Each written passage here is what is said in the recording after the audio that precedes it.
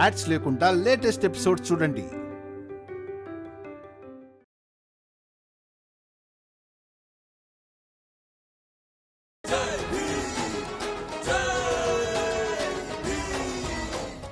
ఇక నా భార్య ఎక్కడుందో నాకు తెలియడం మంచిది. మాకు కూడా తెలియడం మంచిదే, ఎందుకంటే తను మా అత్తయ్య. అవునా? అయితే నీకు విడిపోయిన బాల భార్య గురించి బెంగ ఉంది, అలాగే ఈ పరాయి సరళ గురించి బెంగ ఉంది. మీ అత్త గురించి బెంగలేదా?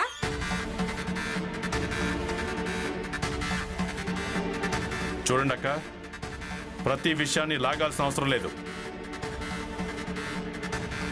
తనకు పెళ్ళై ఇన్నేళ్ళు అయిపోయింది. మీరంతా ఎప్పుడైనా ఆలోచించారా జీజాబాయికి కూడా ఒక పుట్టిల్లు ఉంది అని, అలాగే తనని పుట్టింటికి పంపడం మంచిదని? ఎప్పుడైనా ఆలోచించారా? ఆలోచించేదేంటి? మేమెప్పుడైనా ఆపేమా? ఆపలేదు. ఈ ఇంట్లో ఎప్పటికీ బంధించి ఉంచారు. ఆడవాళ్లు సంతోషంగా పుట్టింటికి ఎప్పుడు వెళ్తారంటే అత్తవారింట్లో తనను మంచిగా చూసుకుంటూ ఉంటే, అలాగే సంతోషంగా బతుకుతున్నప్పుడు. కానీ ఇక్కడ తనని ప్రతిరోజు పీడించడమే జరుగుతుంది. ఇక ఏ మొహం పెట్టుకుని పుట్టింటికి వెళ్తుంది? కానీ నేను తనకు చెప్పాను, వీళ్ళంతా ఇలాగే ఉంటారు, నువ్వు ప్రాణాలు ఇచ్చినా సరే వాళ్ళు నిన్ను అర్థం చేసుకోరు అని. అందుకే కొంచెం ప్రశాంతత కోసం తనని పుట్టింటికి పంపించేశాను. ఏంటి, తను చెప్పా పెట్టకుండా వెళ్ళిపోయిందా? తనకు ఒక్కసారి అనిపించలేదా నాకు చెప్పిన తర్వాత వెళ్ళాలని? తను ఇక్కడ ఉన్నప్పుడు అప్పుడు రోజు తన కష్టాన్ని మీతో చెప్పుకునేది కదా. అప్పుడు మీరేం చేశారు? ఎవరికి చెప్పడం జరుగుతుందంటే విని అర్థం చేసుకుని పరిష్కారం చూపించే వాళ్ళకి, అంతేకాని అనుక్షణం రమా భీం అనేవాళ్ళ కాదు. అవునా? తనకి ఇది కూడా చెప్పండి, శాంతి కావాలి కదా, పుట్టింట్లోనే ఉండమని. ఇక్కడికి రావాల్సిన అవసరం ఏమీ లేదు.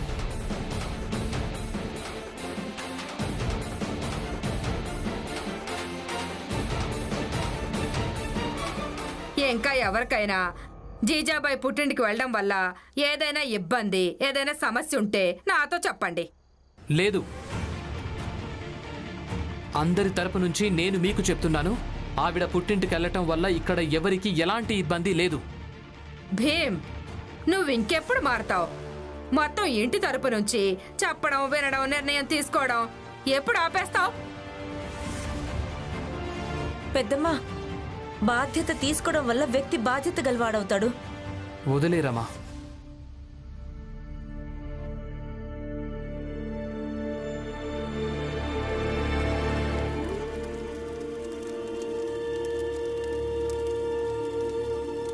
మీరు పని చేయడానికి వీల్లేదు.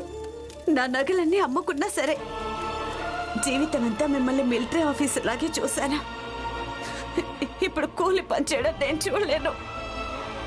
ఇన్ని రోజులుగా మీరు పనులకు ఎందుకు వెళ్ళడం లేదు? నేను ఏదైనా చేస్తాను. ఏదైనా చూస్తానంటే ఏంటర్థం? మీరేం చూడగలరు? ఇక్కడ కూర్చొని కొడుకు ఆట చూస్తూ లెక్కలు చూస్తారా? భీమ్ గెలుస్తాడా ఓడతాడా, భీమ్ గెలుస్తాడా ఓడతాడా అని. ఇలా అయితే ఇల్లు గడుస్తుందా?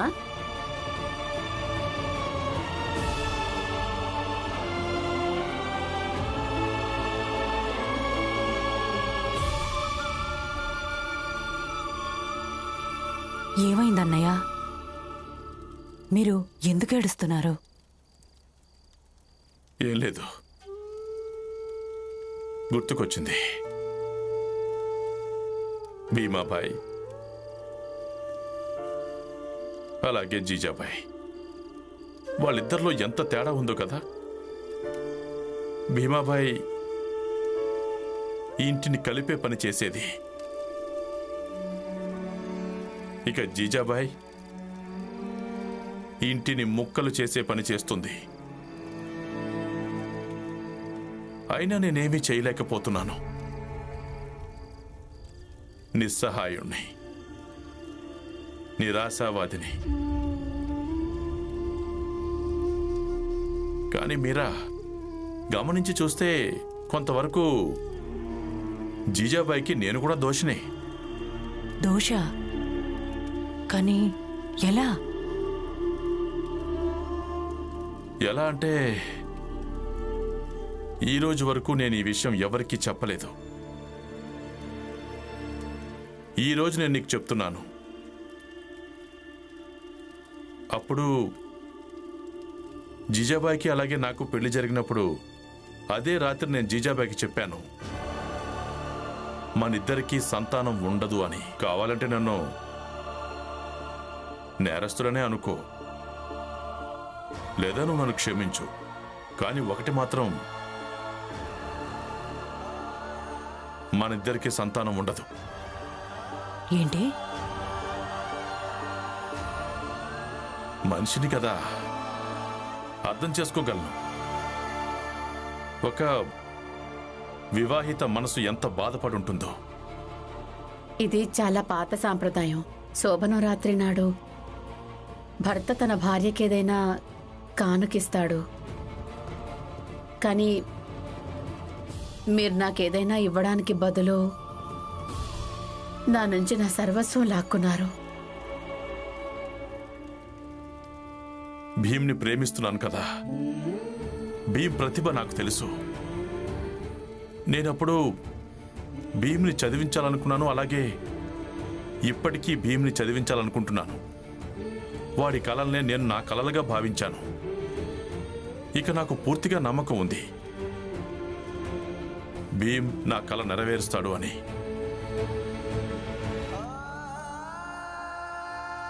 కానీ మీరా, నిజం చెప్పాలంటే జీజాబాయి జీవితం ఇలా తయారవడానికి బాధ్యుడిని నేనే, అలాగే తను కూడా. నేను జీవితం అంతా భీమ్ రమ అంటూనే ఉన్నాను. ఇక తను మొండిపట్టు పట్టు కూర్చుంది. ఇవన్నీ ఇంటి శాంతికి నిప్పు పెట్టాయి.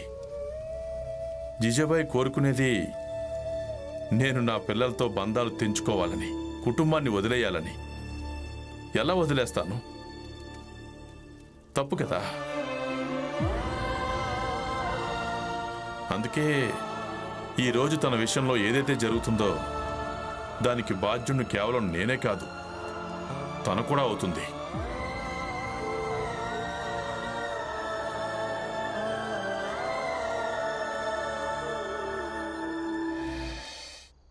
అవునన్నయ్య, జీజాబాయి పరిస్థితి ఇప్పుడెలా ఉందో దానికి బాధ్యురాలు స్వయంగా తానే. ఒకవేళ తను ప్రయత్నం చేసి ఉంటే అన్నయ్య, తను కన్న తల్లైతే ఎప్పటికీ కాలేదు. కానీ ఒక్కటి, మంచి తల్లి మాత్రం ఖచ్చితంగా అయ్యుండేది. మీరు ఏడవకండి. నాకు తెలుసన్నయ్య, జీజాబాయి మన ఇంటి వాతావరణాన్ని ఎంత చెడగొట్టేసిందంటే అది చాలక తను వాళ్ళ వదిన్ని రప్పించి హద్దులు దాటేసింది.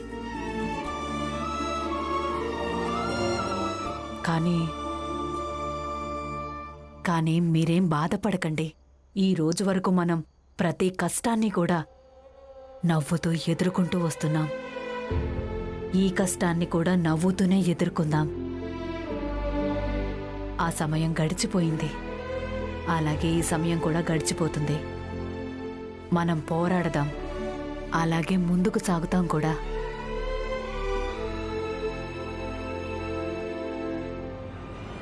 ఈసారి మీరందరూ ముందుకు సాగలేరు. జీజాబాయి తిరిగి వచ్చినప్పుడు భూకంపాన్ని తీసుకొస్తుంది. ఆ తర్వాత మీరందరూ గుండ్రంగా తిరుగుతూనే ఉంటారు.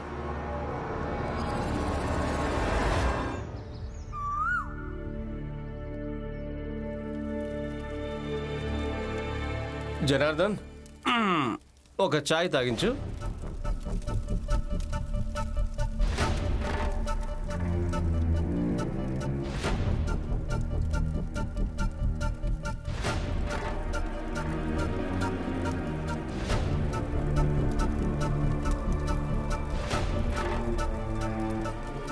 ఏంటి హితేష్ అన్న, టీ చేతిలో పట్టుకుని ఏం ఆలోచిస్తున్నావు?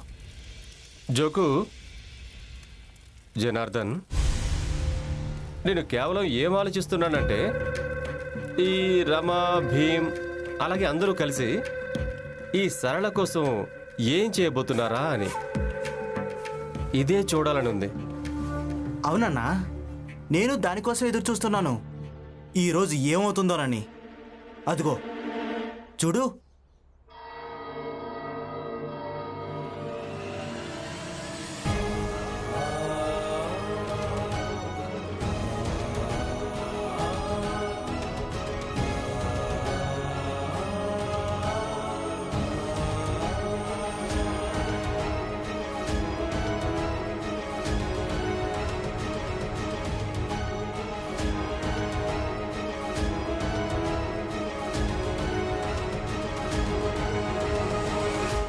ఏ పులియా ఆగు, ఇలా కర్ర పట్టుకుని ఎక్కడికి బయలుదేరావు?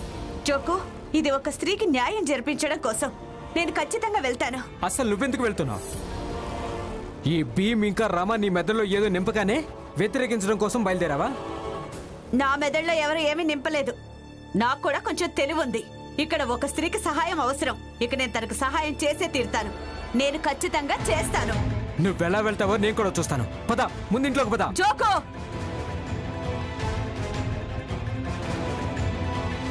నా దారి కడ్డు తప్పుకో. ఎందుకంటే ఈ రోజు నన్ను ఎవరు ఆపినా సరే నేను ఆగలేను.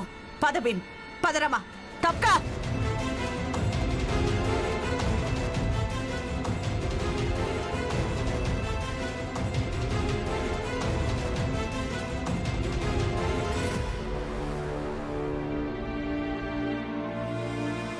అరెరెరెరే, ఛీ ఛీ ఛీ, అసలు మీరంతా ఏం మగాళ్ళు? మీరందరూ మగజాతికే ఒక కళంకం. గాజులు తొడుక్కోండి.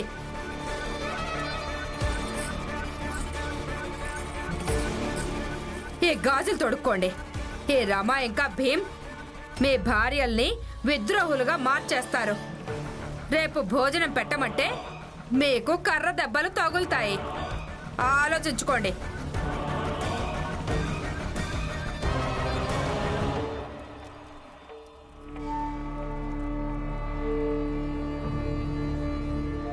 పంతులు గారు, వధువు వచ్చేసింది, పెళ్లి తంతు మొదలు పెట్టండి. సరళకు చాలా సమయం ఇచ్చాం. వచ్చి క్షమాపణ చెప్పుంటే తన జీవితం నాశనం అయ్యేది కాదు. పంతులు గారు, మీరు పెళ్లి తంతు ప్రారంభించండి.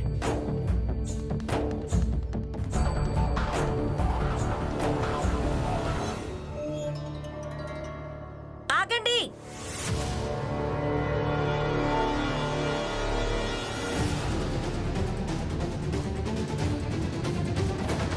ఎక్కడ ఆగు, ఆగు. చిన్న జాతి, అసలు ఎక్కడికి చూసుకొస్తున్నారు? ముందు లెక్క తేల్చండి, తర్వాత ఈ పెళ్లి జరిపించండి. ఏంటి లెక్క? లెక్క తేలుస్తాం సోదరులారా. వీళ్ళ నాటకం ఎప్పుడు సాగుతూనే ఉంటుంది, కానీ ఈ రోజు మనం వీళ్ళ లెక్క తేల్చుకునే తీరుదాం. మీరు మీ కర్రలు తీసుకోండి. వద్దు నరోత్తం, చూస్తున్నావు కదా, ఆడవాళ్ల చేతుల్లో కూడా కర్రలున్నాయి. అందుకే మన మగాళ్ళెవ్వరూ కూడా కర్రలు ఎత్తడానికి వీల్లేదు. నిజానికి వీళ్లకు వ్యతిరేకంగా మన ఆడవాళ్లే కర్రలు ఎత్తుతారు.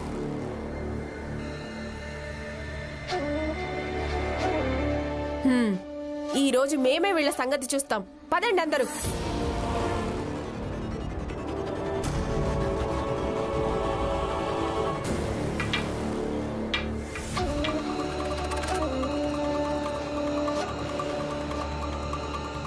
రే మూర్ఖుడా, నువ్వు ఆడవాళ్ళ మధ్యలోకి ఎందుకు దూరిపోయావు? ఆడవాళ్ల సమస్య కదా, వాళ్ళే పరిష్కరించుకుంటారు. తప్పుకో. ఈ సమస్య మగవాళ్లదో లేక ఆడవాళ్లదో కాదు నరోత్తం గారు. సమస్య సామాజిక సంరక్షణకు సంబంధించింది. భీమ్రావ్, నీకు నీ భార్య మీద చాలా నమ్మకం ఉంది కదా. ఇక నువ్వు ఎప్పుడూ వాగుతూనే ఉంటావు కదా. ఎప్పుడూ సత్యమే గెలుస్తుంది, న్యాయమే గెలుస్తుంది అంటావు. అయితే నేను చూస్తాను ఈ రోజు నీకు నీ భార్య మీద ఎంత నమ్మకం ఉందో, అలాగే నీ న్యాయం ఎలా గెలుస్తుందో. మీరు వెళ్ళండి, నేను చూసుకుంటాను. మీరు నన్ను నమ్మండి, వాళ్ళను కూడా నమ్మకం కలగనివ్వండి. నేను ఇది ఖచ్చితంగా చెయ్యగలను.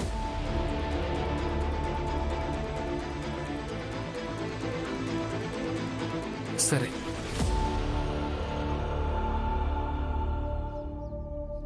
ఏ సరళ, నీకు క్షమాపణ చెప్పే అవకాశం ఇచ్చాను కదా, అప్పుడేమో నువ్వు అంత పెద్ద ఉపన్యాసం ఇచ్చావు. అలాగే నువ్వు నీ భర్త కోసం, ఈ కుటుంబం కోసం ఏమేం చేశావో ఆ లెక్కలన్నీ చెప్పావు. ఇప్పుడు నీకేమనిపిస్తుంది? ఈ కర్రల సహాయంతో పెళ్లి ఆపగలవనా? నేనేం పెళ్ళాపడం కోసం రాలేదు.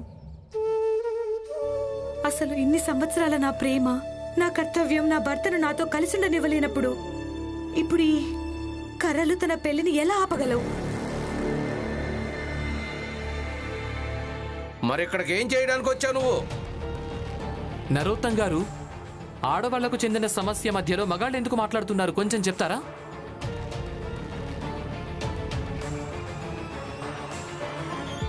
మేమంతా ఇక్కడికి ఎందుకు వచ్చామంటే సరళ గారి లెక్క మొత్తం తేల్చుకోవడానికి.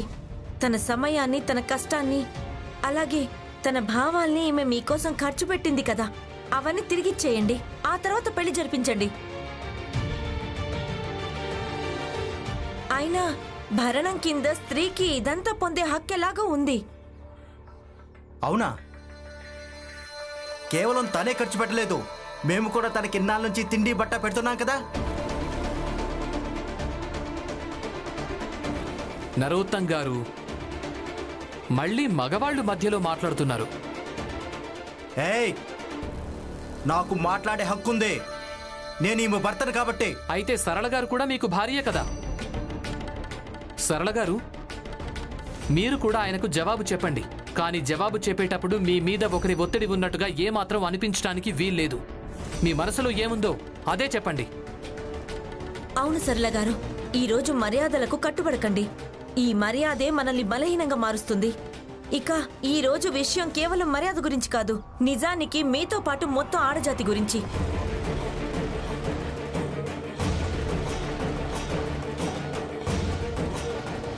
అసలు తనేం జవాబు చెబుతుంది? ఈమె వల్ల ఎవరు సంతోషంగా ఉన్నారని? లేకపోతే మరేంటి? భర్త సంతోషంగా లేడు, అత్తారింట్లో సంతోషంగా లేదు, ఇక తమ ఇంట్లో ఎలా ఉండనిస్తారు? ఎంత పొగరు చూడు! క్షమాపణ చెప్పలేకపోయావు గాని నాటకాలాడడానికి వచ్చేసావు.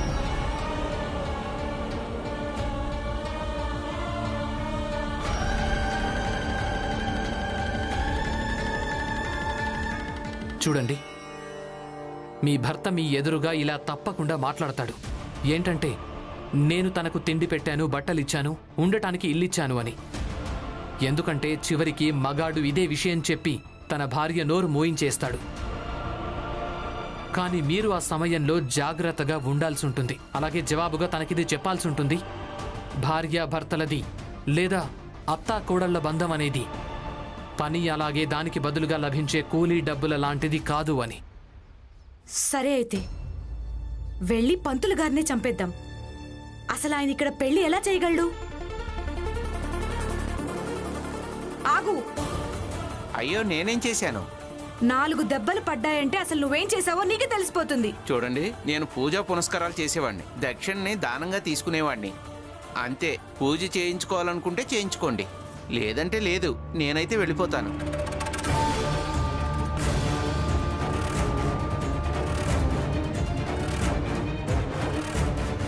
మీరందరూ విన్నారు కదా, సరళ గారు ఎక్కడ పని చేయడానికి వెళ్ళినా తనకు డబ్బులైనా వచ్చేవి. అలా అవే డబ్బులతో తను రొట్టెలు, బట్టలు, ఉండడానికి ఇల్లు కూడా దొరికేది. కానీ సంప్రదాయబద్ధంగా పెళ్లి చేసుకుని మీ ఇంటికొచ్చింది. మీరంతా తనని పని మనిషిలాగా చూశారు. మీరు అలానే భావించుంటే పెద్ద తప్పు కాకపోవచ్చు. మీరందరూ తనని ఒక బానిసలాగే చూశారు. ఇష్టం వచ్చినప్పుడు కొట్టారు, ఇష్టం వచ్చినప్పుడు తిట్టారు. ఇక మీరు అసలు మీరు మగాడేనా? మీరెలాగూ భార్యను కొట్టేవాళ్ళు, కానీ తనను ఇంట్లో వాళ్ళు కూడా కొడుతున్నప్పుడు మీరు చూస్తూ ఉన్నారా? కొంచెం కూడా ప్రభావం పడలేదా? ఒకవేళ ప్రభావం పడకుంటే ఈ రెండోది కాదు, ఆ మొదటి పెళ్లి చేసుకోవడానికి కూడా మీకు యోగ్యతే లేదు. ఇక మీరంతా ఆడవాళ్లయుండి సాటి ఆడదానికి వ్యతిరేకంగా ఉన్నారా? ఎందుకంటే సరళ గారిది తప్పనా? అసలు సరళ గారు ఏం తప్పు చేశారో చెప్పండి. ఎవరితో కలిసి తప్పు చేసింది అది చెప్పండి. ఆ పేరేంటి చెప్పండి. ఎవరి పేరైనా ఉందా? ఒకవేళ ఎవరి పేరు లేనట్టయితే ఇప్పుడే ఈ క్షణమే ఈ కర్రలు కింద పడేసి అలాగే వచ్చి సరళ గారి పక్కన నిలబడండి.